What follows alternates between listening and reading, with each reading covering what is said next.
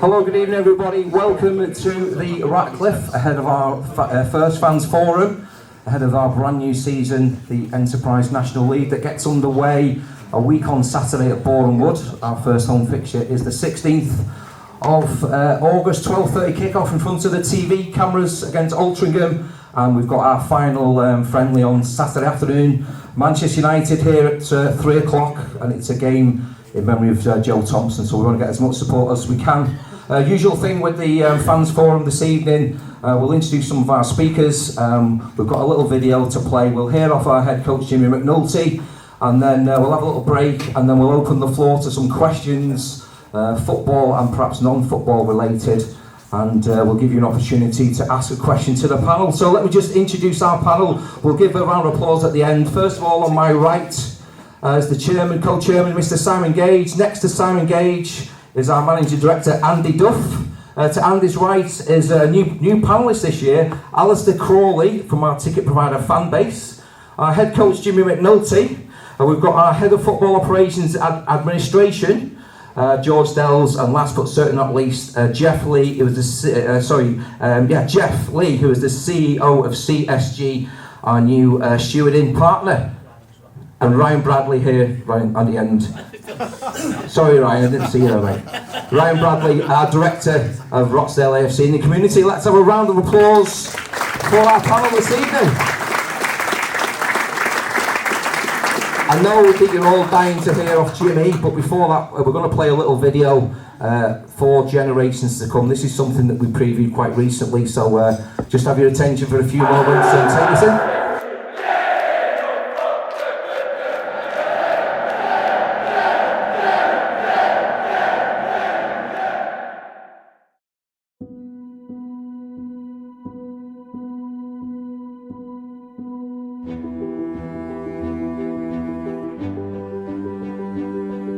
Heroes. This town's full of them. Every single one of us. Proper grafters. Not glory hunters. But this world loves telling us we're all different. That there's division. I just don't see it. I see friends, neighbours, pride, passion. He calls it chemistry.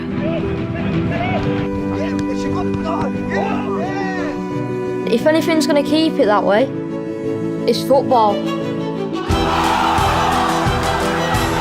Neighbours spend all week arguing over wheelie bins and parking spaces, but you put a Dale shirt on them, best mates. This badge, it grips you for 90 minutes. And it makes you believe in the next 90 years.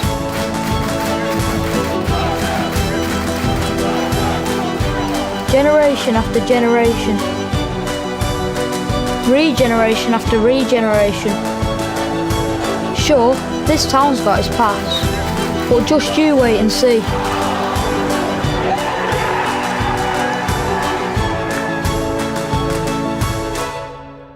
We've got one hell of a future.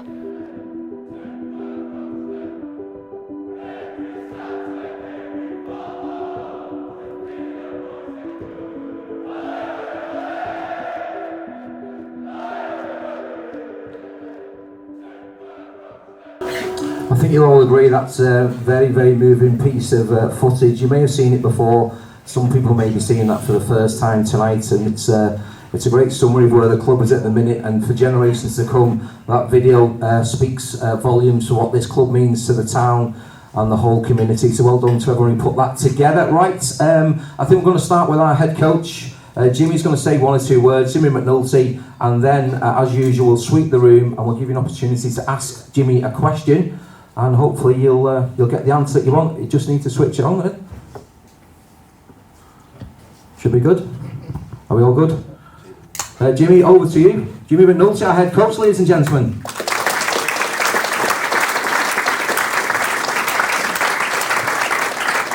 Do you want to say one or two words about your how things are going at the club at the moment and your feelings for our big game? Obviously Joe Thompson's game, who's someone that you played with, and it's a very special occasion here on Saturday afternoon at the Carlisle Arena, Jimmy.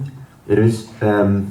welcome everyone, thanks very much for coming down. Great to see you all again. And I am actually delighted that the season is almost upon us again. Brilliant video to enter the evening with. Totally agree, it's slightly moving. My connection to Rochdale now, you know, feels like it's been a big part of my life. I feel very much part of our growth and this town and this football club. 10 years for me now, so I'm very much connected to it, and videos like that, yeah, they do move me. On being moved, Joe Thompson, of course, we went through the year, we went through the end of last season. We had a highly emotional day in terms of a fixture away at Altrincham. That was, I'll never forget our moment in the changing room with the team before that game. I'll never forget our moment with the fans after that game. And there's lots of things I won't care about anymore when I'm not at Rochdale, but I will care a lot about that day and our connection to Joe, my connection to Joe and his family. And I am actually delighted that we celebrate, if that's the right word, I hope it is, Joe's story on Saturday against his former club, us being his most specially connected club, and it's a beautiful game for us to conclude our pre-season schedule. Thanks very much, Jimmy. It's going to be quite emotionally charged here on Saturday afternoon as we pay tribute to Joe Thompson. His family are going to be here, and we want to get as many fans in to get into the stadium and pack it out. And it's your last chance to see our team in action before our league campaign starts. Right, Jim, thanks for that. We're going to start asking some questions here, Jim. So I'm going to ask, as usual, start on this side of the room. If you have a question you want to ask of our head coach, just put your hand up. We'll start with this table here.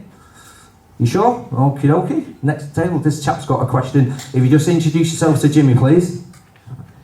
Good evening, good evening everybody. Pete Woodhouse, long-suffering Daily. I've got a question about tactics. Bromley, Spennymoor Town, Southend United. 3 games last season that were very similar in many aspects. Big games for the fans, chance of cup glory, chance of getting to Wembley, possibly promotion at the end of the day. Big game for the club, if we got through those games, a big financial windfall. 3 games where we took the lead with the clock running down. 3 games where we took off attack-minded players and brought on defenders, presumably in a bid to save the game. 3 games where we snatched defeat from the jaws of victory in those 3 games. Now, my old coaches in my illustrious football career at Spotland Methodist, Castleton Parish and Dale Joinery always told me attack is the best form of defence. With a view to that, and I know hindsight's a wonderful thing, but with a view to that, will you be changing tactics this season if we're in similar positions?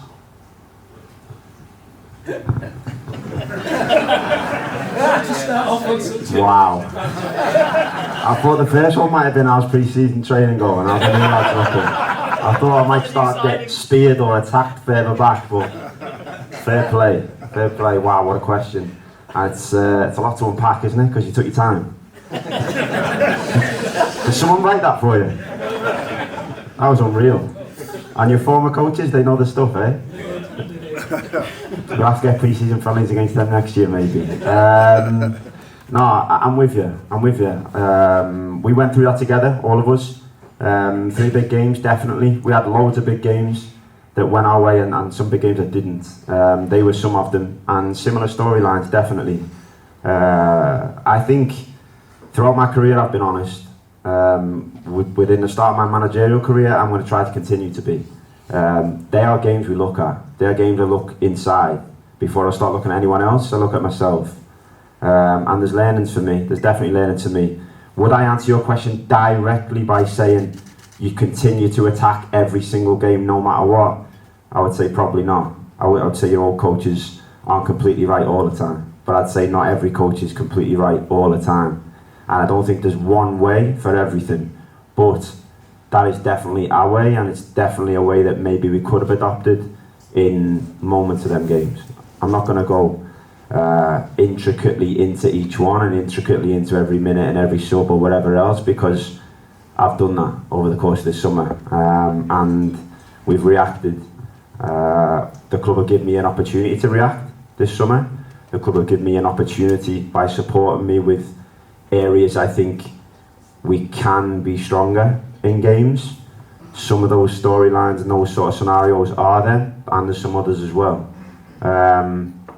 Will I change tactics? I don't have a set scenario tactic for games that we're leading. I have a scenario on the day with a certain amount of guys sat behind me and a certain amount of guys on the pitch. They're getting tired in different positions, and I make the best call.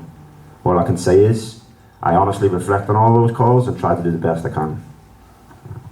Thank you for a great answer, Jimmy. Hopefully that answers your question. Anyone else on this side of the room, on this table here, have a question for Jimmy McNulty, our head coach? I'll move on to the next table here. Mark, do you have a question? No? Anyone on this table here? Just introduce yourself to Jimmy if you could, and direct your question. Yeah, my name's Steve. Why can't we attract an experienced goalkeeper?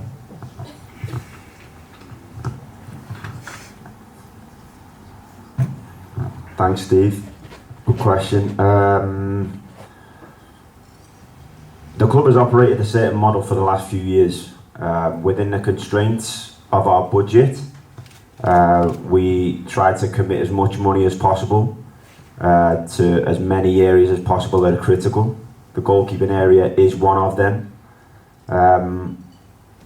What I would counter what I think you are proposing is that we definitely should have an experienced goalkeeper as our number one. I would say that fans in this room and fans outside this room have fell in love with some of the goalkeepers we've brought in who aren't experienced number ones in their time with us, and they've gone on to do very, very well. Last season was turbulent because we had an unprecedented amount of injuries in the goalkeeping area. We ended up with 5 number ones, which is crazy. And it's very, very turbulent trying to re-coach 5 number ones over the course of a season. So that causes disturbance and lack of rhythm.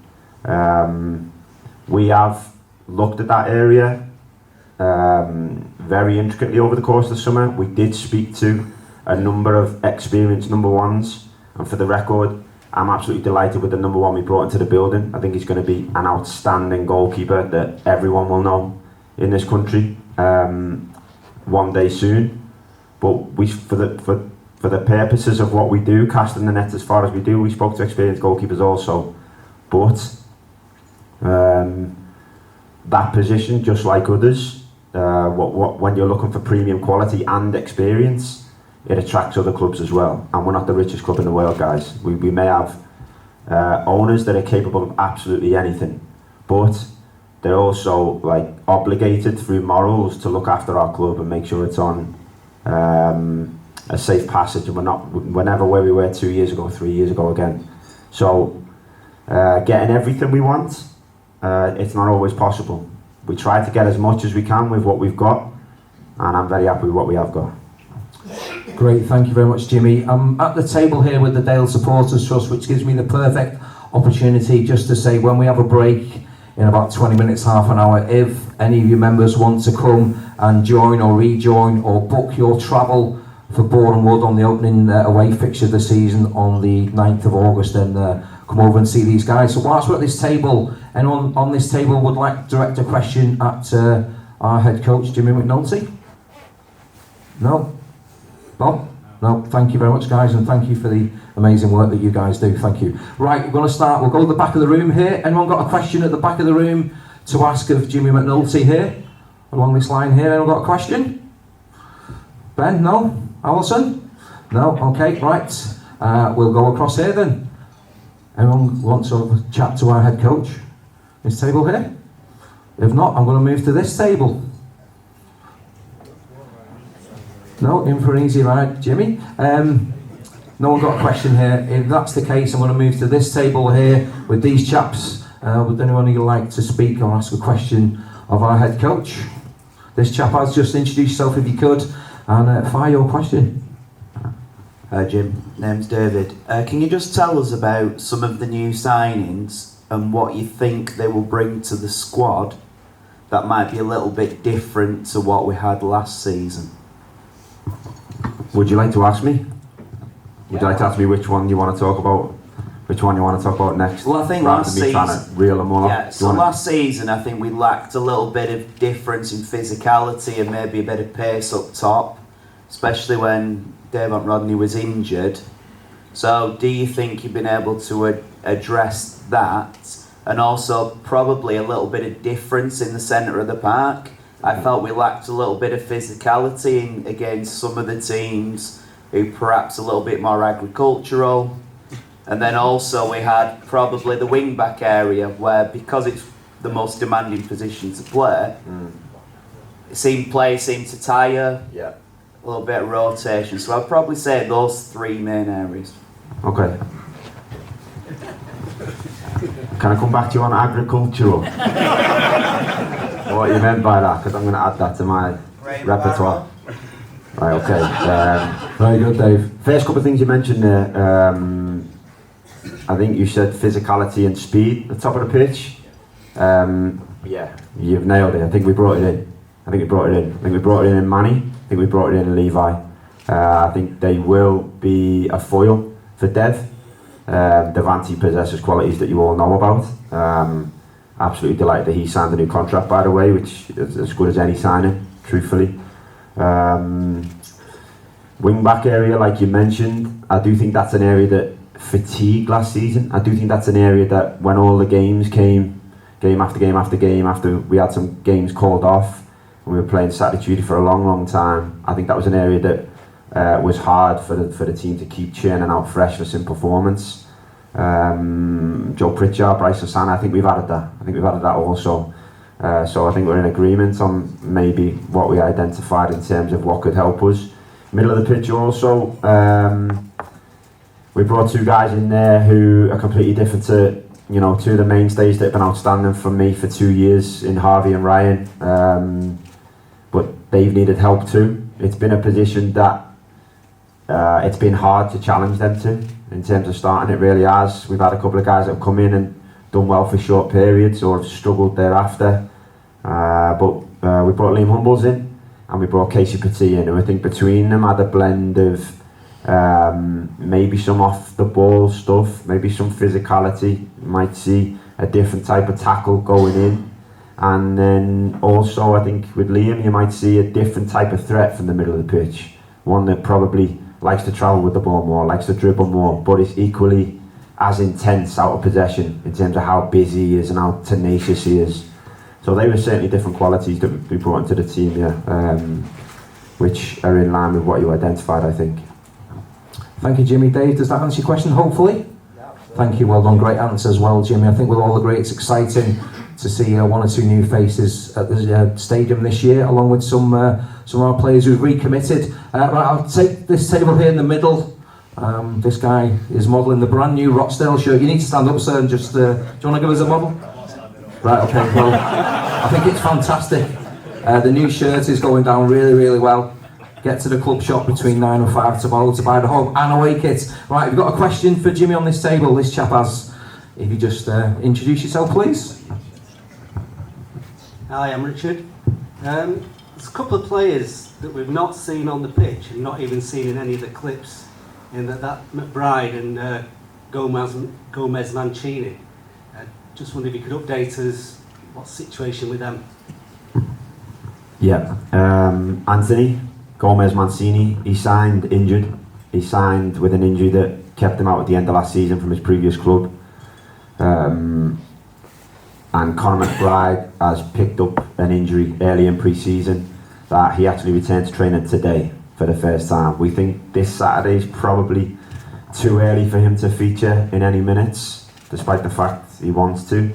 But Conor hopefully gets a full week's training next week and then joins the ranks for the big kick-off thereafter. Anthony, we're hoping will train Monday. That'll be his first training day. He's done a lot of individual work with the physios. getting over what he finished the season with last season. Very good player who nobody's seen yet playing for us, of course. A player that excites me a lot personally, I have to be honest. I think if he's fit, he's undoubtedly one of the most talented players in this division. But the question mark is fitness for him. There's certain players that, because of their level of ability and that difference that we're talking about, that you take the risk on. It's about risk at the end of the day. So Anthony, we're hoping will be fit soon. We're hoping we can benefit from having him fit with us for longer than he has been at previous clubs. And Connor, as I say, hopefully back in line with the rest of the guys for a week Saturday. Thank you very much, Jimmy, and thank you for the question. And once again, modelling some of our new merchandise from the leisure wear. Rochdale, get to the club shop tomorrow. Right, this table here, and you've got a question for Jim. Please just introduce yourself and direct your question. Hi Jim, Cole Wilson. What would you say is the target for this season? You talked a lot about clout of other teams last season. I'd say you've been backed quite a lot with the new signings, with strength and depth within the squad. There's been a season-on-season improvement, you know, which we all can all see, but a tinge of disappointment that perhaps we could have gone a bit further last season in the playoffs. So what would you see as the realistic target for this season? I know that's difficult sometimes to put a target on things, but where would you say that is, given the strength of your signings in pre-season? Yeah, it's not difficult. For me, the hope is promotion. The hope. The realistic expectation for me is the playoffs. I think we had a very good season last season. I think we've improved the squad. Tinge of disappointments, naturally, because we didn't go the whole way. I look at the flip side of that, and I'm absolutely delighted that we got even it to those games in year one. Would have loved to have got the job done in year one and gone beyond what we did. We didn't. But my hope is promotion. I'm delighted with what the club's done for me this year. There's still a few clubs in this division that are doing absolutely wild things that people can't even believe in the Football League. We're not going to do that. So they will be, quite rightfully, the favourites for the division. And I can think of at least 3 of them. And then outside of that, you know, our club, the Ogden family, all the guys up here give me a real opportunity to go and try to improve on last season. Thanks very much, Jimmy. A great question as well. Just finally, anyone else on this table? I think we're going to just go to a good little break. I think now, just last chance. Anyone got one more question here? We'll make this the last one because we're due a break. If you can just ask your question to Jimmy, just remind me of your name and tell Jimmy and ask the question. So my name's Tom. Really impressed by the signing of Manny Diaz-Rivera. Fantastic record at this level. And I don't disagree with the decision, but it was quite a brave decision to release Cairo Mitchell, given the quantity of goals he's scored. And I was wondering how you kind of came to that decision, because we've brought in a fantastic player. Not disagreeing with the decision to release him, just wondered how you went about making that decision. Thank you. Good question, by the way. Quite a personal one. I don't want to offend or disrespect Carol whatsoever in my answer, so I have to, you know, be delicate around that one. But I always, despite the fact how close I get to the team, how close I get to any individual, and I think Cairo gave us absolutely everything. I think he went through some challenges on the pitch. I don't think he was always supported, despite the fact he gave his all, no doubt about it. No one could ever say any different, and his teammates know it. But he had some tough times, and I thought that, despite the fact he had 2 really healthy seasons for us, the best 2 seasons of his career, I think he would agree with, without doubt, statistically. You know, he's never scored goals like he did for us. He had the best 2 seasons of his life on that front. So, in my opinion, he was part of a very good team that was operating really well. But I have to always think, can we evolve, can we improve? And I believe Manny, plus others, you know, I need to mention Levi Manchi in this question also, give us the opportunity to evolve and hopefully score even more goals.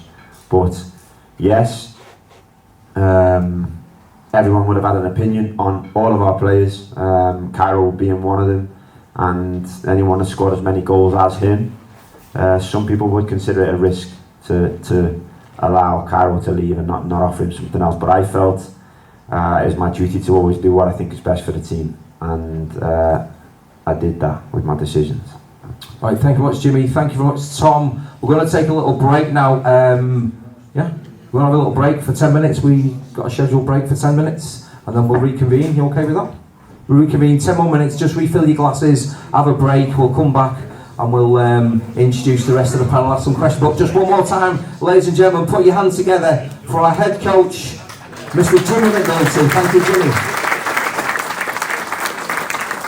Right, we're going to hand you over to our Managing Director, Andy Duff. Andy, over to you. Hello everyone. Just thought it was an opportunity to chat through some of the kind of bigger picture things before handing over to Ryan. I'll give a short update on community trust stuff, and then also we'll go into a Q&A. I think, as I said, it's important to talk. We've just finished one financial year. We've just started, obviously, a new financial year and set the budget. I think as we look at and have conversations about lots of things at the club, it's important to talk through the finances. There'll be an AGM called in December. But as we close this year and we report in to Companies House, the loss of the season 24-25 is around £1.8 million. So it's important, as we talk about players, as we talk about capital projects, etc., and look at the investment that the Ogden family put into the club, for people to have that number in mind of the season that's just finished. And as we, as a board, look at the season ahead and have a pretty tough budget that we're trying to manage against, the expected loss for next season is north of £2 million as well. So it's just, I think, important for fans to be aware that they are the finances of the football club as we look at the priorities and decisions day to day. With that in mind, I think it's important to update you on some capital projects that we are looking at. We've recently signed a relationship with TIC Health. They are a mobile MRI and diagnostic centre. You'll see some mobile scanning units appear at the back of the car park. That will allow community health, which is one important thing. It'll have some private health, but it'll also allow our first team players to receive scans free of charge, so they diagnose any problems earlier and also save us some money. So that's a capital project which will get announced more formally in some details in the weeks ahead, but that's one thing. We're making good progress and hope to announce in sort of maybe September time some plans for the first team training facility back here in Rochdale. I know that was one of the key goals of the Ogdens when they joined, and probably more news in the weeks ahead, but that isn't as far away as it has been in the past. We're looking at this particular building, and as we get to next year, at the end of next season, there'll be plans in place, hopefully to share what we might do to reimagine the Ratcliffe, make it a 7-day-a-week venue, a dark kitchen and different things, a sports bar and potentially a restaurant. So this is a key source of income for us and revenue for us, and making this a very active community venue is important. So there'll be plans coming on that. And finally, on the stadium side, we've just had the budget signed off to improve the 1907 lounge. So over the weeks ahead, we're trying to balance games, matches, and also refurbishment, which is a challenge. But over the couple of weeks ahead, by about middle of September, we should have updated that lounge and refurbished that. And then again, we're looking at plans on where we can put a fan zone in the different sections of the land, of the ground of the stadium, different corners, etc. So I guess over the months ahead, there'll be lots of communication coming out, but those decisions have to take place this side of Christmas to allow us to plan as we finish very, very quickly the back end of April, May. We can go straight into buildings work next summer. At the same time, it's worth reflecting on the operational changes. This year, obviously, the Club Advisory Board has been introduced. It's important to introduce a fan services role. We have a new ticketing platform. Alistair from Fanbase is next to me, so if you've got questions particularly about Fanbase, but that's a massive change for a football club. And that links into how we work, what we call access control. We've got CSG as a new stewarding partner, and we've got new turnstiles. So that's a massive operational change. It's maybe worth talking through. Buying a ticket's the first thing you do. You turn up and go, actually, does the ticket scan in an automated scanner and can we get through? And then the reality as well is we have turnstiles that were installed in 2007. So there is some remedial work to be done on some of our turnstiles so that those three pieces work together. But the kind of weak point in that is old turnstiles with parts that are hard to buy and service, which is the reality. We've also brought in a new retail operations partner, And I know we had a question particularly around shipping and packing costs, for example. We're going to be rolling out all the international stuff, and one of the questions we had was, is there any updates on indicative shipping costs and packaging costs? So we'll be shipping through Royal Mail, turning that on to broader countries next week, and indicatively, depending on kind of package size and weight, it'll be between £14 and £30. So I know Ian asked a question particularly around retail. I think the other thing is around operational feedback. There are learnings from all of that change, and I know the Grimsby fixture, there were some questions around bag policy, searching, etc. And I think it'd be important for me to say, we welcome that feedback, and then it allows the people sat here, myself, Chris, Ali and Jeff, to say actually, how can we change things and listen to making things better? So I think the message would be, we're maybe a little bit overzealous on that game, and we're going to take a far more kind of considered and common sense approach to things going forward. So that's the kind of briefing that we have. It may be also worth explaining what happens on a week. Every Thursday, we sit down as a team, a whole team across the whole club, and we plan out the match ahead in partnership with Greater Manchester Police, etc. So we plan that game, and then on a Monday we sit down and do an analysis and say, actually, what are the learnings, what we have changed, etc. And so that cycle happens before and after every single game. And I guess the reassurance for you is, we listen when we have feedback, and we say, actually, how can we improve things for fans going forward? So that's the process we've gone through post-Grimsby. The final bit might be around kind of commercial status. It's been a busy off-season. We just announced Crown Oil have extended. This was their final year of their contract, but through some conversations and negotiation, we've entered a new 3-year deal with Crown Oil. We've got kit sponsors. Last year we didn't have a short sponsor. We've got Target Fire, and on our sleeve we had the Community Trust. We've got HY Solicitors, so we've got a full range of kit sponsors. You'll hear in the weeks ahead, the Wilberts Lane stand has got a new stand sponsor. And again, Jamie particularly has been a great job on things like player sponsors, where we have like 1 or 2 players, including the odd celebrity, Ray Winston sponsoring the odd player as well. A couple of things to finish before I hand over to Ryan. I want to say some more formal thank yous. Ruby particularly did a great job, and all the volunteers that came to help us last week, both Ruby coordinating that, but on a personal level, herself and also her family were here, I think, 10 days on the trot. So great support for everyone. It was a really lovely environment last week of the volunteers who were in and around the club. I'll embarrass him, but I also want to thank Tony particularly, because Tony and his family were also standout supporters, and seeing Tony in his shorts and a paintbrush every day was not a sight that I'm going to forget very often. It's important for me to say thank you for the staff. We're a small team here. I think we're bigger than we used to be, but we're still a relatively small team. And a lot of people, especially in this time of the year, are putting a lot of hours in. So that's an important recognition. 2 other groups I want to say thanks to. Dale 1907, the stadium and all the flags are looking great. So the work that they have done over the last few months has been really important, and long may that continue. And also the Dale Trust. Myself and Bob spent a couple of hours again today, but I know particularly around releasing previous funds that have been saved for squad builder and buying the blotters, etc., will be an important thing going forward. I'm going to finish with 2 asks, really. Over the weeks ahead, the pitch will remain a challenge, and the covers will do a job for us. We need to pull together a squad of volunteers that we may be able to call on a Saturday morning. So the ground staff can inflate and roll out those covers relatively easy. Getting surface water off there and rolling them back between maybe 9 and 11 or 9 and 12 on a Saturday is a challenge. So we're going to go out and try and get a group or a pool of people that can help us with that at relatively short notice. Tuesday, Wednesday, Thursday, as we roll the covers out, we probably expect we might need that help on a Saturday morning. And it's one of those classic jobs where the more people and the more hands can do it, the quicker we can do it. So we'll go out and ask for a pool of volunteers to help that. And then the final piece was to say, working alongside the Community Trust, I'll ask all fans to support Ryan and the work that the Community Trust did and they're going to do next season. They've got a number of particularly large fundraising initiatives going on. The most immediate one is the stadium sleep out. So if fans can spread the word, we'll try from a corporate and a sponsorship point of view. But supporting our Community Trust and the great work they do will also be important to us. On that note, I'll use that as an opportunity to hand over Ryan, and you can take over a couple of things. Just before we go to Ryan, if you pass the mic on, first of all, round of applause for Andy Duff, our MD.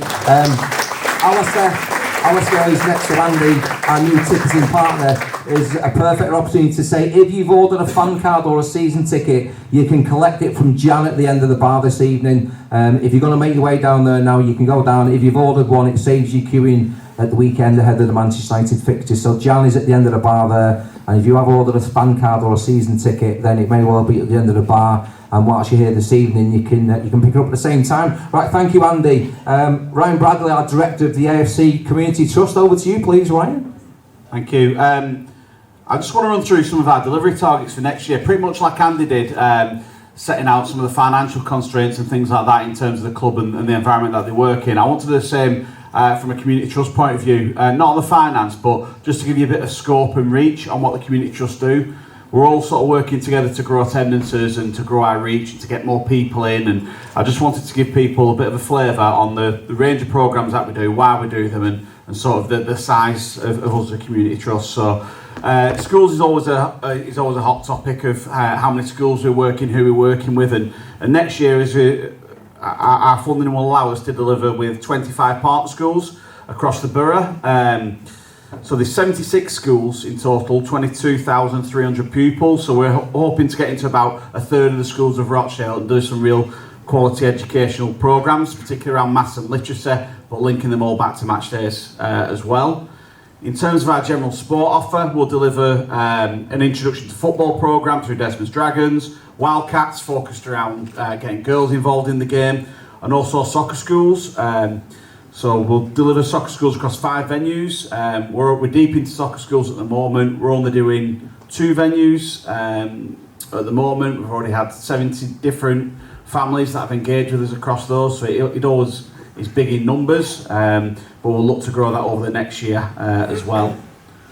We'll also deliver a player development centre, so everyone's seen the reintroduction of the academy, which obviously George has led on, but we'll continue to offer in Rochdale a player development centre as a buffer for kids who are maybe achieving very well in grassroots but need that next step up, and maybe kids who are in the academy or not hitting the standards there, give them somewhere to fall into as well. So that's quite a nurturing programme. We deliver that really low cost, Rochdale based, for boys and girls aged 8 to 16. We're hoping to have just over 200 people on that programme next year, linking into the various different other programmes. Kicks and youth work, this is an area that's certainly a growth area for us at the moment. I think a lot of people in the room will see what's going on Langley and in Middleton and that sort of area at the moment, and previously in Freehold.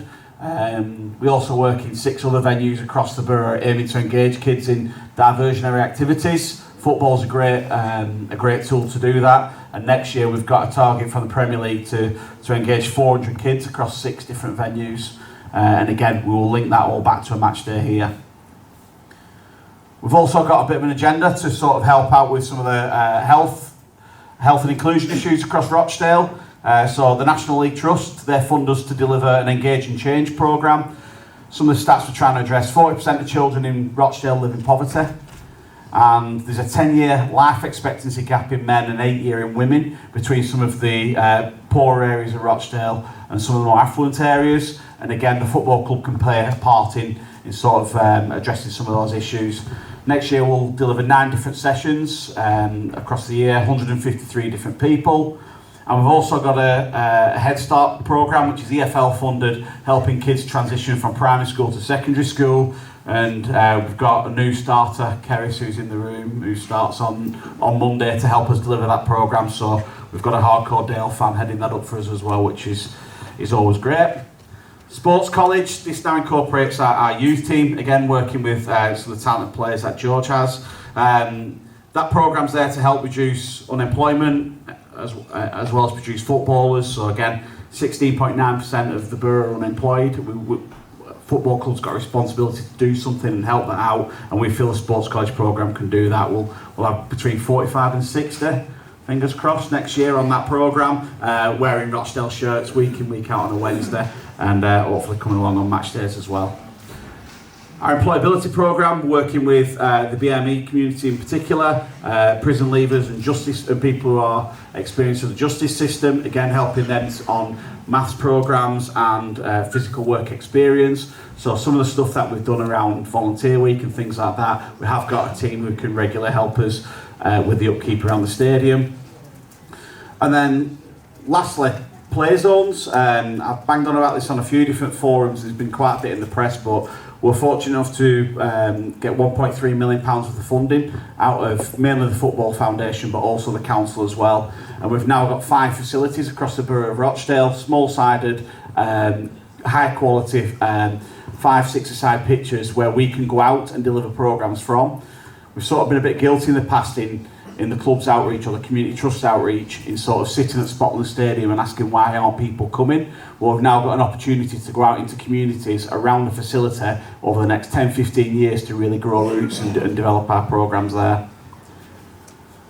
We get our funding for all of those projects through a variety of different sources, so grants, we trade, we sell places on soccer schools, we do get some donations. But my ask is around fundraising. We are the club's official charity, and we've done a lot of work recently with the Dale Trust, with Dale 1907, with the Club Advisory Board, on looking at how we as groups best fundraise. I think over the past there's been a real need to fundraise for the club to keep us alive and keep us afloat, and there is still a little need for that. But as we move forward, going forward, we want to make sure that as groups we aren't coming out to the fan base and constantly tapping you up for the same pound or arguing over that same pound. What we want to do is to work together, put a series of events on, and make sure that every one of those groups can survive and prosper. We've got 3 key fundraisers that we've got. So we've got the Santa Dash on the 6th of December. So we've got 200 Santa suits in store from last year, where we're dying for Dale fans to come along, don the blue suit and join us on a run, probably from the Flying Horse again up to the stadium. It's not a George, you're going to race everyone, I think, but for everybody else, there's stop-offs at a few hostilleries on the way, so you'll be well refreshed by the time you get here. But again, it'll be a nice event to raise a couple of quid for us as a charity. And then at the end of the season, we're going to do a colour run, working with Friends of Deanhurst Park. We're going to get some nice colourful paint, finish off with blue and black on a nice sunny day, celebrating our time towards the top end of that league. And then the most pressing one is the one that Andy's mentioned, is our sleep out. So we're doing a rough sleep here at the stadium in association with Petrus. We're a local homeless charity. They have accommodation just across the road from us, 30 beds across there, and they've got a real need to do fundraising as well. So we're joining up, we're teaming up. 29th of August, we're encouraging as many fans as we can to come along and have a sleep out under the stars at the Crown Oil Arena, and then get up nice and early and go down to Wealdstone. So that is the 29th of August. There is a QR code on everyone's table. Please, if you can do, take a flyer, sign up to that. All the money that we raise goes back into our charitable activities. I've mentioned things there which are grant funded, but we also run quite a lot of teams. So if you look at things around, the ladies team, that costs £6,500 every year to kit out. Our minibus, £343 a month just to hire the thing. DBS checks, there's a whole host of things that isn't grant funded, and that's where that money will go, into those projects and to help us to spread the word and serve our community. So yeah, that's pretty much me. Thank you. Ryan, thank you ever so much.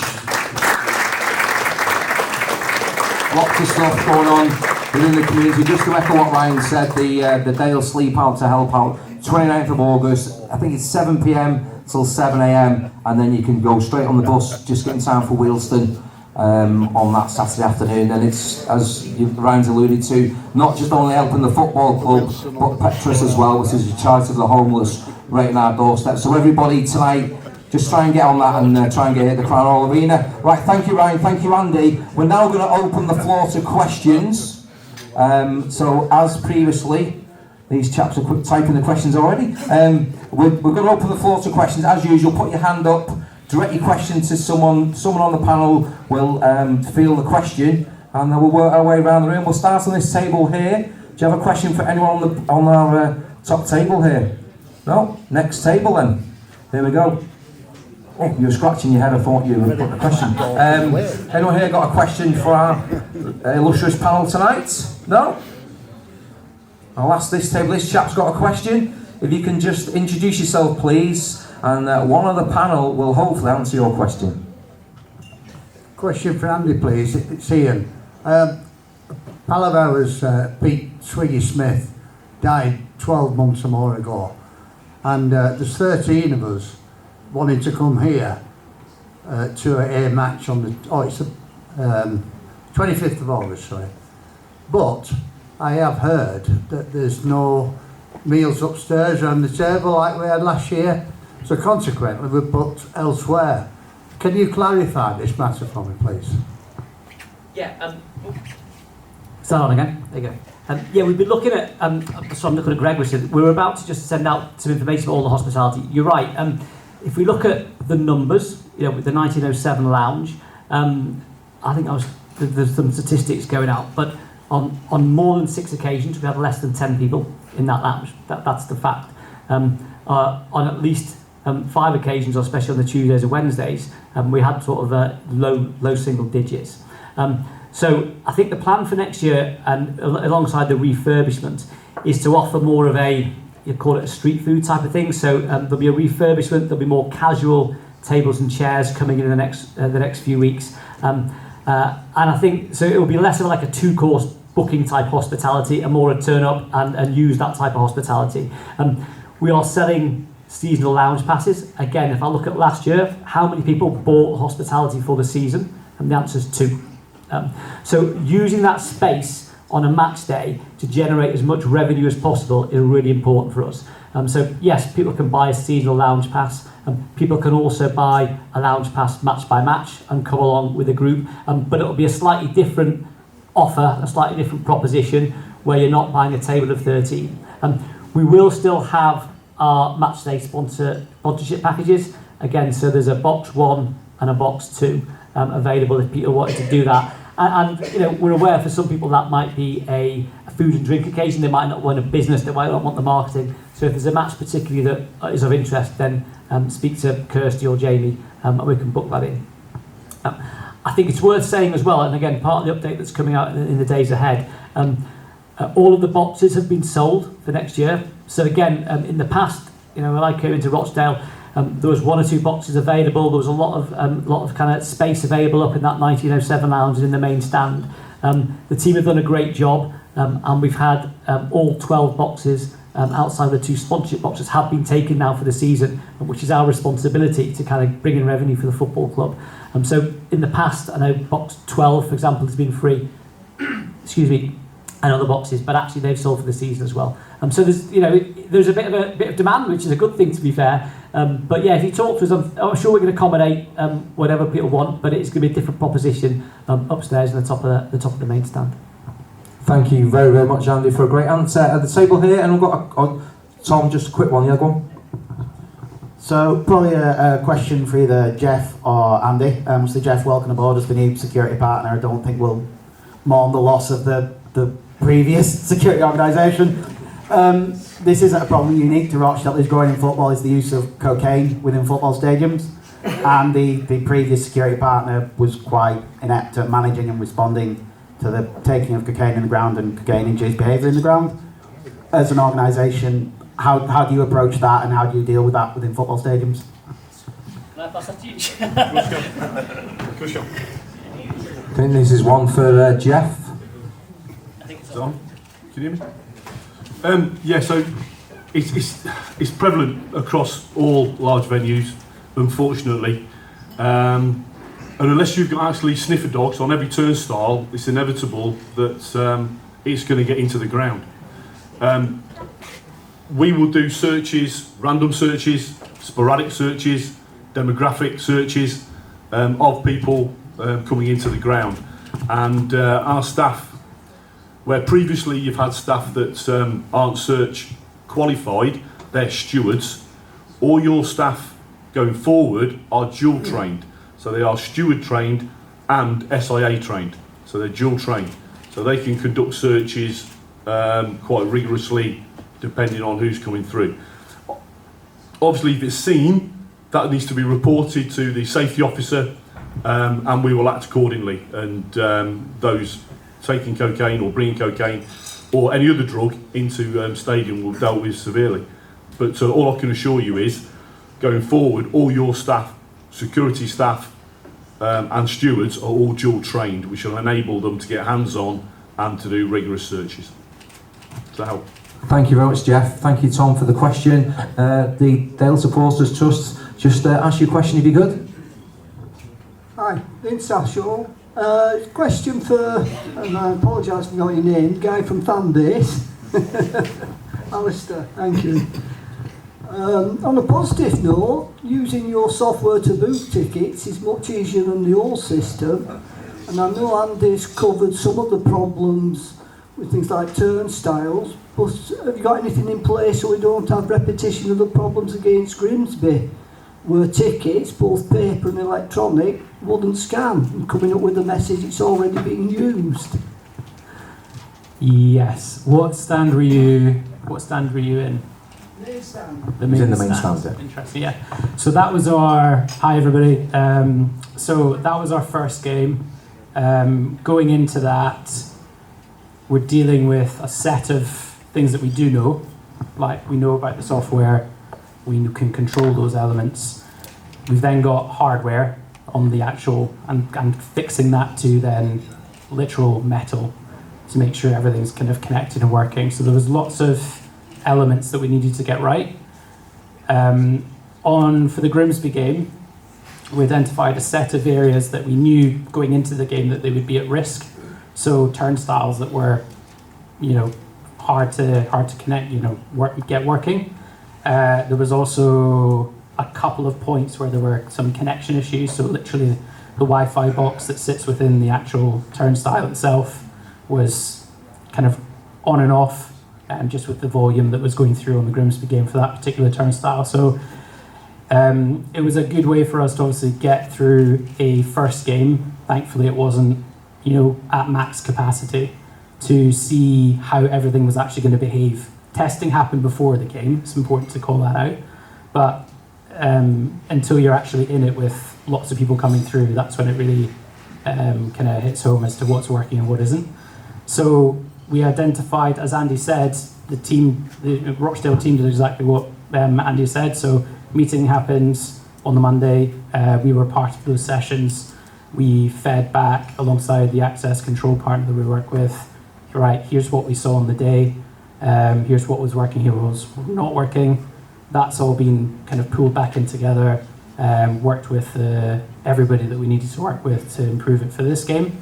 So we've still got a couple of turnstiles that the mechanics are still, as Andy said again, not working. But the rest of the access control side should be pretty good to go. Again, we'll take a view on it the following Monday, and do more checks and see if we've whittled it down from, let's say 10 issues down to 2, and then we want to obviously get that to 0. But yeah, obviously the main objective is, my main goal is to just make it simple. It should be my job to make it as simple as possible to buy from Rochdale, and then as simple as possible to actually get in and enjoy the game. So that's my objective with this. Thank you very much, Alistair. Thank you for the question, and hopefully that answers your question. Anyone else on this table before I make my way to the back of the room here? Anyone at this end of the room here got a question that you'd like to pose to anyone on the top table? No? Anyone along here? You got a question? Sorry. Okay. I'll go to this table here. Anyone want to ask anything when you got an opportunity while we've got the guys on the top table? Wonderful. We'll go across. I'll go this way here. Thank you so much. Anyone here got a question? No? Right, looks like we're all going home early tonight. Okay, across this table here. Anyone want to ask a question while we've got our panel here? Thank you very much. Just introduce yourself if you could and ask your question. My name's Eric Hanley. I'm an accountant, so I'm going to talk about money. Sorry, I'm going to talk about money. Why do the football club persist in fixing the season cards, why couldn't they be increased? Even if it only been another 20 quid or whatever, to me, is, you know, I cannot understand the financials that go on, because obviously we get National League admission free, don't we, as members? You know, why? Even if we're only charging a fiver to come in, it'll all go into the pot at the end of the day. I think I'll answer it because it was myself who sat with Cameron and Jamie in a room for half a day and discussed it all. We talked, you know, we think about where we sat in the bigger picture of football clubs at the different stages of their journeys. You know, Man United are putting season tickets up, and there was lots of conversations around football clubs putting season tickets up.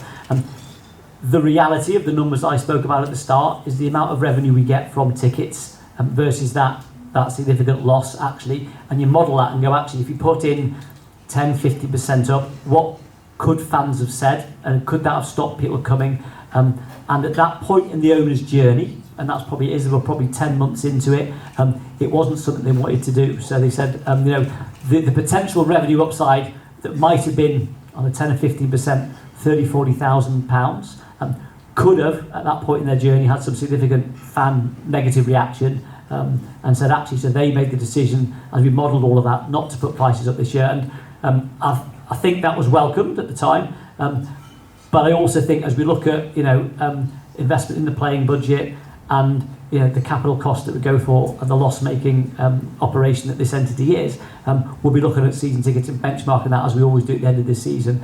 My expectation would be there would be a price rise at the end of this season, having frozen it for last year, and as you know, as we talk through all the kind of the capital work that's going on to professionalise the football club. So, but that was the decision that was made at the back end of last season as we sat down in that kind of February-March window. Thank you, Andy. Why would you want to go to Old Trafford when you can go to Scotland? I'll just add a little bit of that on the National Cup part of your question as well, in that it's a competition that we enter, and one of the reasons that we enter it is that most of the revenue for that competition comes out of central payments that the Premier League put down to the National League.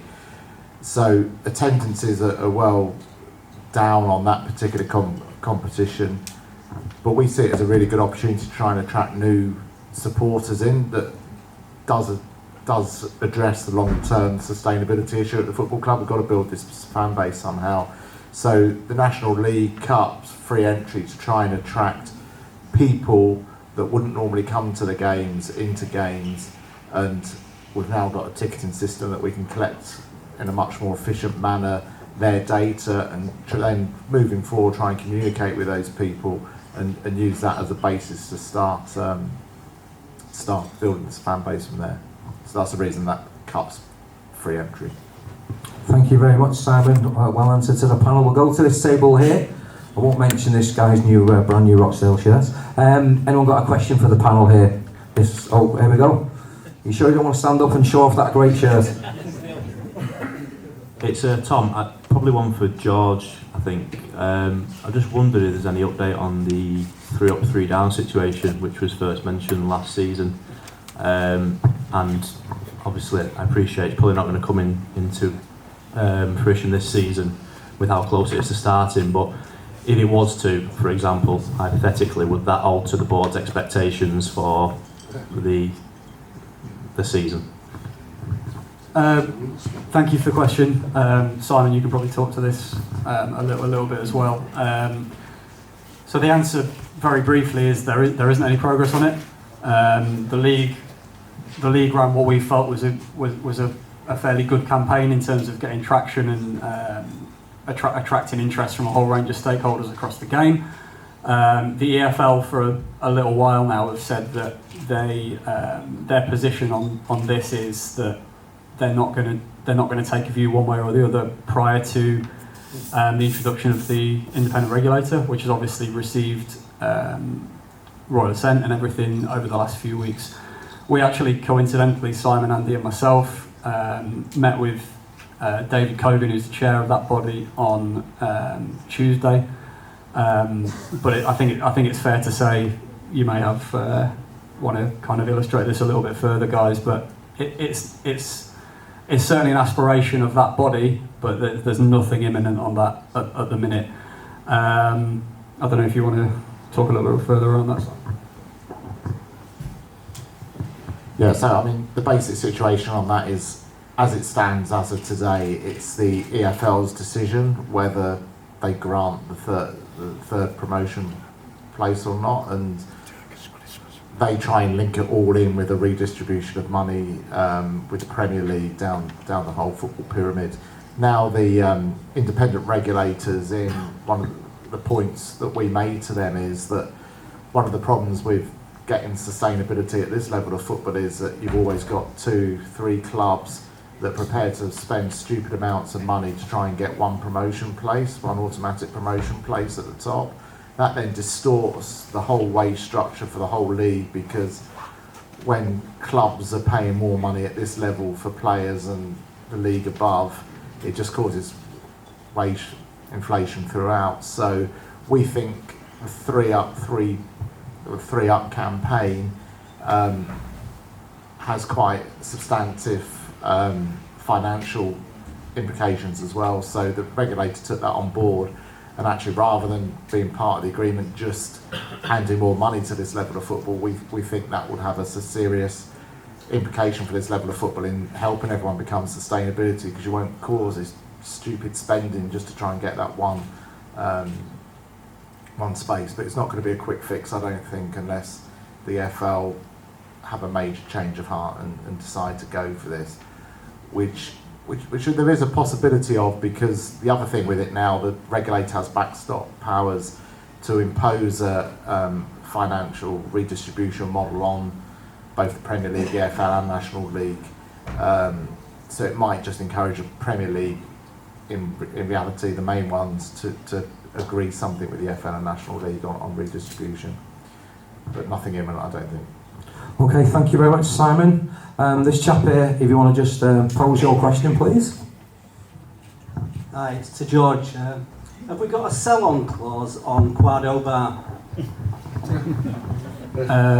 Very good question. We have got a sell-on clause on a lot of the players who came out of the academy, but not that player in particular. The reason for that is, I can go into the technicalities of that. It's actually before my time that deal was done. However, he was never registered as a professional with a football club. He was only ever registered as a scholar. He was offered a professional contract that he turned down, and he would have gone, or was within his rights to go to Watford or any other club for free at the end of his scholarship, with a fee decided by tribunal. A decision was taken by the board at the time. I think if we were presented with that scenario again, we'd probably do the same thing again, whereby Watford offered a 6-figure compensation fee for him to stop it going to a tribunal, but that would be the end of the matter. A view was taken at the time that was a fair compromise, and unfortunately the upshot is that we don't have anything immediate in terms of a sell-on for him. There's a few caveats to that if we want to get really technical. So with the fact that he is obviously a youth international, or has been a youth international for Germany, if he was to travel overseas, there's mechanisms through FIFA whereby we would get training compensation and some other solidarity payments and stuff for him if he was to go and register overseas. But in terms of a pure sell-on, so we've seen that he's been linked with Crystal Palace amongst others, for example, over the course of the summer. We wouldn't see any of that, unfortunately. Okay, thank you, George. This table here, you have a question for the panel? If not, we're going to go to the middle of the room here. I think this is the last table here. Anyone got a question for our panel this evening on this table? No? I think we did have some questions from the Dale Supporters Trust members who are not here this evening, and I think, with the exception of one, I think they've really been covered tonight. But there was a question, I believe, I think Simon, you might want to answer this, regarding Oscar Kelly? Sorry. Yeah, sorry, Sam. The question, I think, was what's happened to Oscar Kelly, and did he sign a new contract? At the end of last season, he was offered a contract with a football club, but got a fantastic opportunity elsewhere doing something slightly different. So he turned that contract down and has now left the football club. Thank you very much, Simon. Hopefully that answers the question. We did have some questions submitted earlier on today or during the course of the week, but I think they've all been answered this evening by both Jimmy and the panel. Right, okay. Anything you would like to say, Andy, before we wrap things up? No? Thank you very much for coming here this evening. It's very important we get these forums out to give you the opportunity to meet the panel, to hear off our fantastic head coach, ahead of what is a very exciting season for the football club. Saturday afternoon, 3 o'clock, we're back here at the Crown Hall Arena for a very special game, the game for Joey T against Manchester United, and we hope to see as many people here on Saturday. Don't forget, you can get your season cards at the end of the bar, and the guys from the Dale Support Trust are here. You can rejoin, get your membership. More importantly, you can book on to get down to Boreham Wood for our first fixture in the Enterprise League on the 9th of August. Right, I'm just going to introduce, just say thank you to Simon, to Andy, to Alistair, to George, to Ryan, and to Jeff. Give a round of applause for our panel this evening, and we'll see you here on Saturday afternoon.